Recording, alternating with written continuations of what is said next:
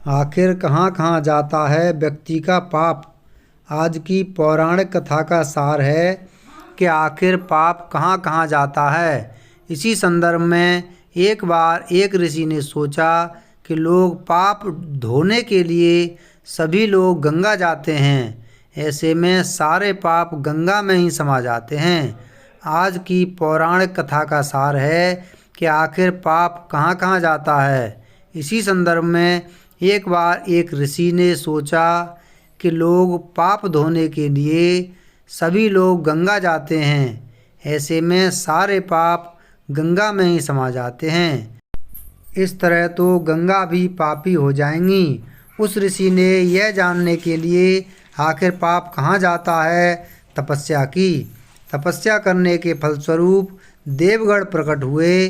तब ऋषि ने उनसे पूछा कि गंगा में जो पाप धोया जाता है वह कहाँ जाता है। तब भगवान ने कहा कि चलो गंगा जी से पूछते हैं इस बारे में।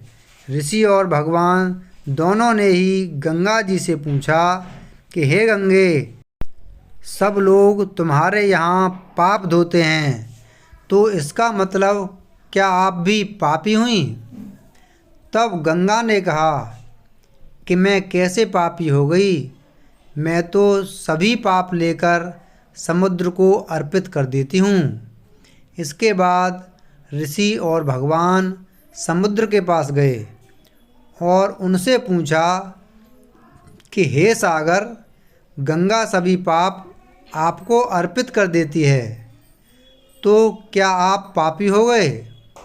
तब समुद्र ने कहा कि वो कैसे पापी हुआ, वो सभी पाप को भाप बनाकर बादल बना देता है। अब ऋषि और भगवान दोनों ही बादल के पास गए।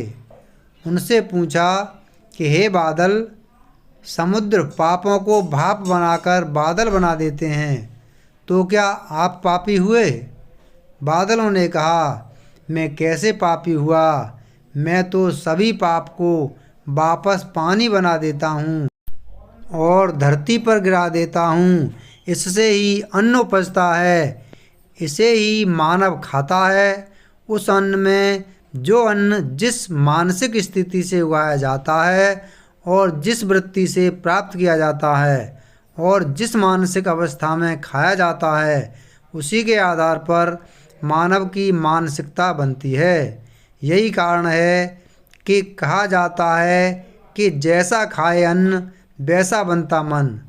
जिस वृत्ति से अन्न प्राप्त किया जाता है और जिस मानसिक अवस्था में खाया जाता है, वैसा ही विचार मानव का बन जाता है।